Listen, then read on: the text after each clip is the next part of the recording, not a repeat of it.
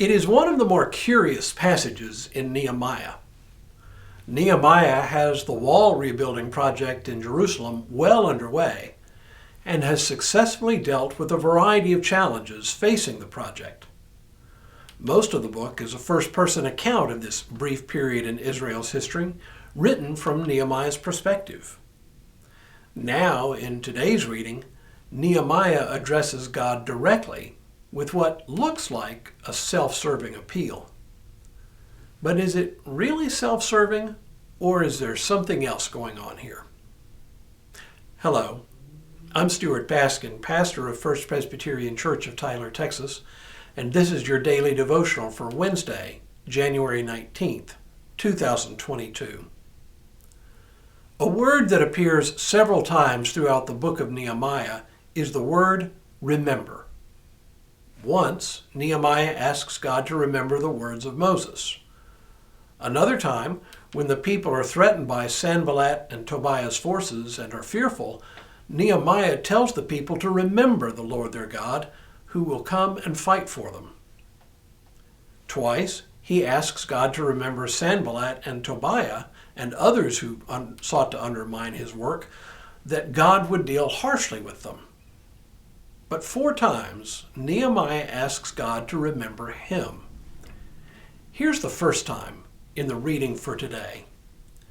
From the time that I was appointed to be their governor in the land of Judah, from the 20th year to the 32nd year of King Artaxerxes, 12 years, neither I nor my brothers ate the food allowance of the governor.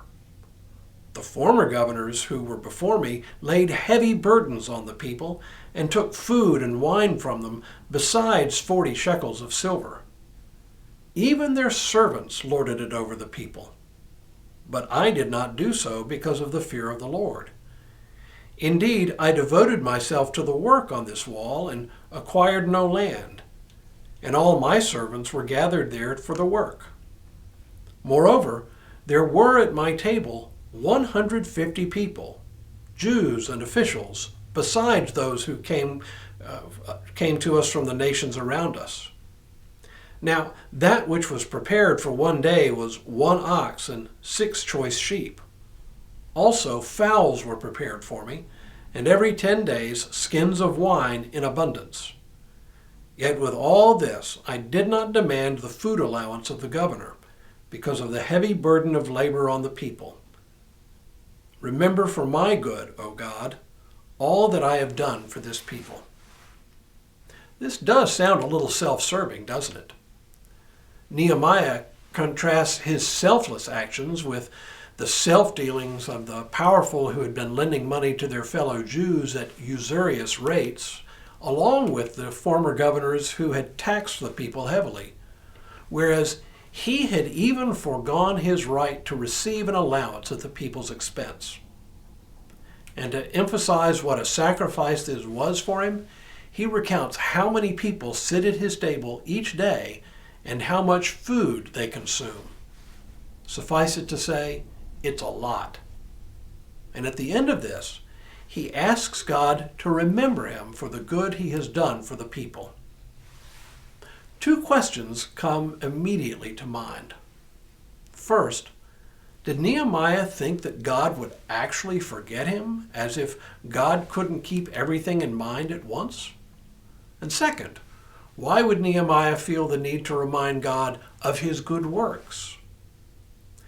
The thing to know here is that the request for God to remember is a frequently used term in the Old Testament. There are multiple calls for God to remember God's people and to act on their behalf. And there are several places where God explicitly says he will remember his people. It's not really so much about remembering as opposed to forgetting. It's about bringing someone or something to the forefront of God's attention so that God will deal kindly with them. Asking God to remember, then, isn't so much about asking God not to forget, but about asking God to regard someone with kindness.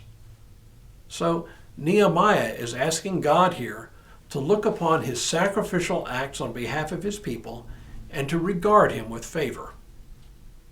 It's really no different from the kinds of prayers we make today.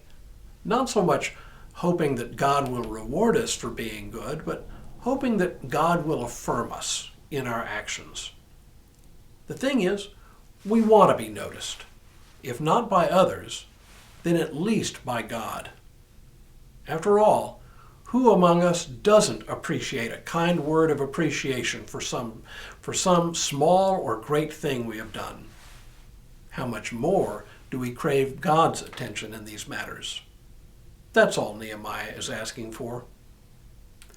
Tomorrow, we'll skip ahead just a little bit and read a portion from the story of Nehemiah that we will also encounter this coming Sunday morning.